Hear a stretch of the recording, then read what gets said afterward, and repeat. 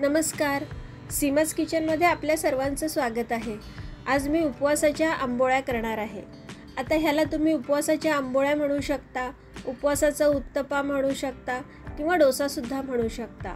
नाव काहीही असलं तरी पदार्थ मात्र अगदी भन्नाट झालेला आहे।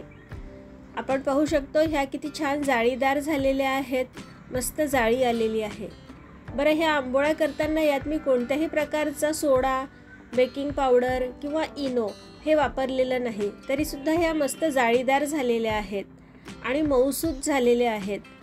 आपण या टिफिनमध्ये सुद्धा देऊ शकतो, इतक्या ह्या मऊसूत झालेल्या आहेत। करायलाही अगदी सोप्या आहेत, झटपट होणाऱ्या आहेत। चला तर मग रेसिपीला सुरुवात करूया। गॅसवर कढई गरम करण्यासाठी ठेवली आहे।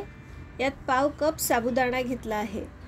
साहित्य मोजून घेण्यासाठी आपण कोणतंही एखादं भांडं म्हणजे एखादी वाटी, पेला किंवा कप सेट करून घेऊ शकतो। त्याच भांड्यांनी राहिलेलं सर्व साहित्य सुद्धा मोजून घ्यायचं आहे, म्हणजे प्रमाण व्यवस्थित येईल। आता हा साबुदाणा थोडा भाजून घ्यायचा आहे। अगदी जास्त सोनेरी रंग येईपर्यंत भाजण्याची गरज नाही, हा फक्त 2-3 मिनिटच भाजून घ्यायचा आहे। कुरकुरीत होईल इतपतच भाजायचा आहे। 2-3 मिनिट झालेले आहेत। गॅसची फ्लेम बंद करूया। साबुदाणा गार झालेला आहे। आता हा मिक्सर जारमध्ये घालून घेतला आहे। हा एकदा फिरवून घेऊ। साबुदाणा मिक्सर जारमध्ये दळून झालेला आहे आणि हा मी अशा प्रकारे दळून घेतलेला आहे। थोडा जाडसरच ठेवायचा आहे अशा प्रकारे। एका मिक्सिंग बाउलमध्ये 1 कप वरई घेतली आहे। ज्या भांड्याने साबुदाणा मोजून घेतला असेल त्याच भांड्याने वरईसुद्धा मोजून घ्यायची आहे।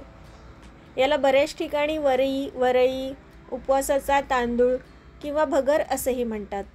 ही वरई 2-3 पाण्याने स्वच्छ धुवून घ्यायची आहे। पाणी बदलून वरई धुवून घेऊया। वरई मी 3-4 पाण्याने स्वच्छ धुवून घेतलेली आहे आणि ह्यातलं सगळं पाणी निथळून घेतलेलं आहे। ह्यात अजिबात पाणी ठेवायचं नाही। ज्या मिक्सर जारमध्ये साबुदाणा दळून घेतलेला होता त्यातच वरईसुद्धा घालून घ्यायची आहे।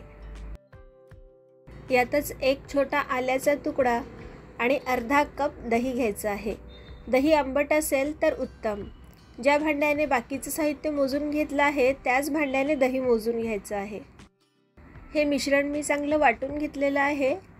अशा प्रकारे हे थोडं जाडसरच वाटून घेतलेलं आहे, म्हणजे नेहमी कसं आपण इडली डोशांसाठी पीठ वाटून घेतो अगदी तशाच प्रमाणे थोडं जाडसर ठेवलेलं आहे।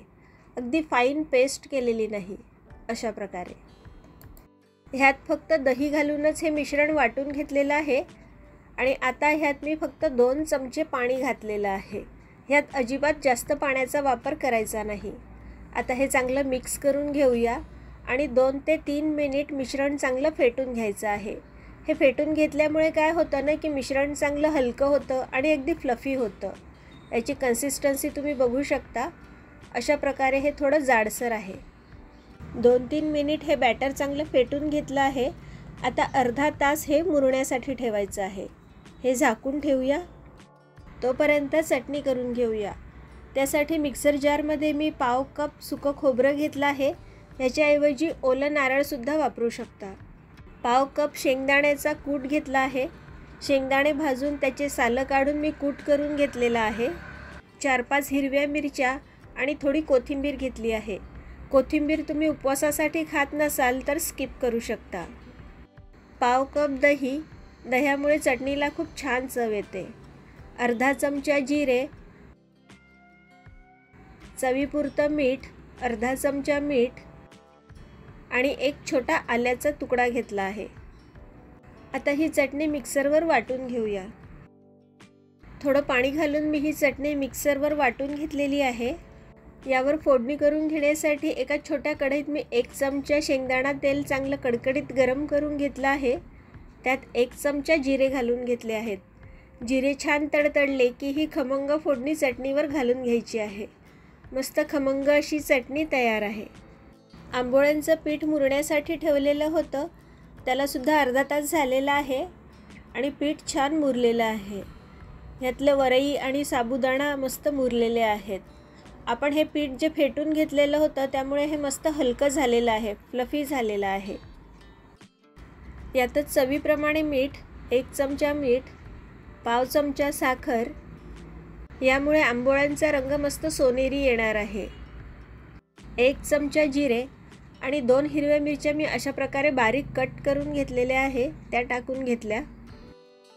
एक मध्यम आकाराचा कच्चा बटाटा घ्यायचा आहे आणि तो अशा प्रकारे बारीक किसणीने किसून घ्यायचा आहे.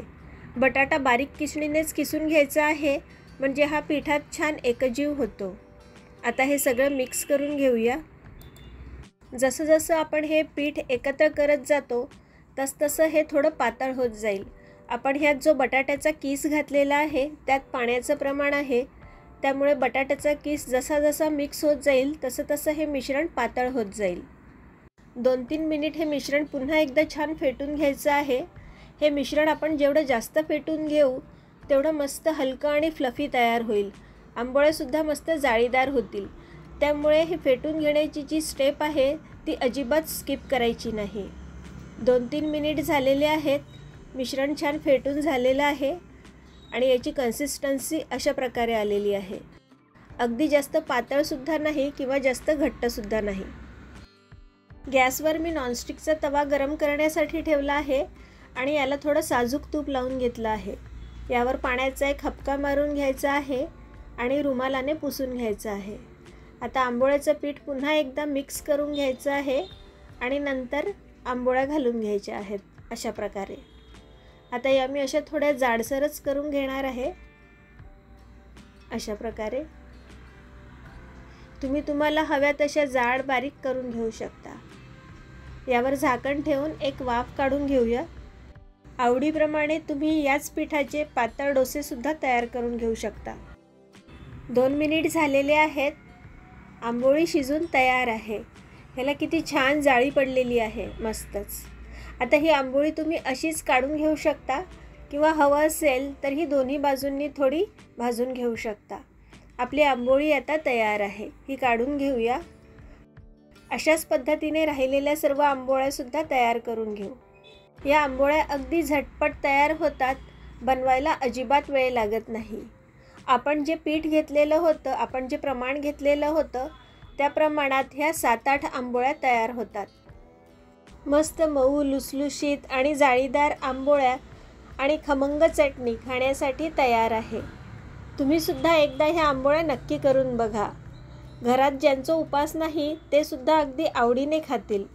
आहेत की नाही ह्या आंबोळ्या करायला अगदी सोप्या? मला कमेंटमध्ये नक्की सांगा. तुम्हाला जर हा व्हिडिओ आवडला असेल तर लाईक करा आणि हो, आपल्या मित्रपरिवारातसुद्धा जास्तीत जास्त शेअर करा. पुन्हा एकदा भेटूया अशाच एखाद्या छानशा रेसिपीसह. थँक्यू.